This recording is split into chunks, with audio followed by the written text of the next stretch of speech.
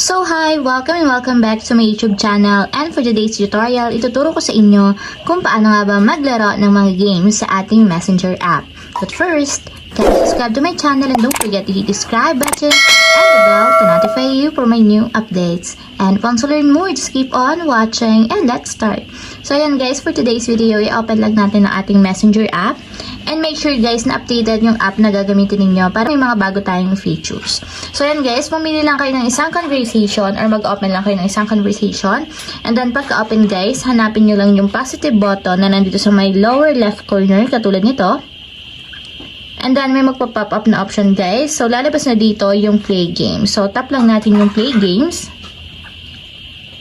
And dito guys, pwede na kayong mamili ng games na gusto nyong laruin dito sa ating Messenger. So, pwede kayo ditong mag-challenge ng inyong friend. So, ang gawin nyo lang para ma-challenge yung inyong friend is i-open nyo yung conversation and then maglaro kayo ng games dito.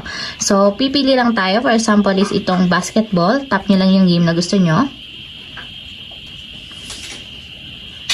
And ayan guys, pagka-open ng game, pwede na tayong maglaro. So, madali lang tong basketball guys. I-throw nyo lang para ma-shoot dun sa ring. Tulad nito. So, ayan. Try again. Hindi kasi siya nag-shoot. So, try ulit natin.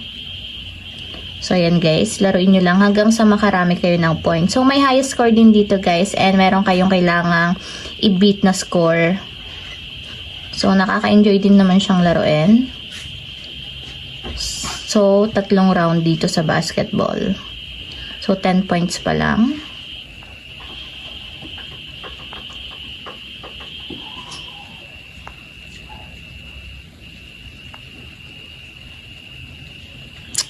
So, ayan guys. Ganun lang. So, pag na-out kayo, mayroong revive. So, depende sa inyo kung gusto nyo i-revive yung laro. Pwede kayong mag-watch ads.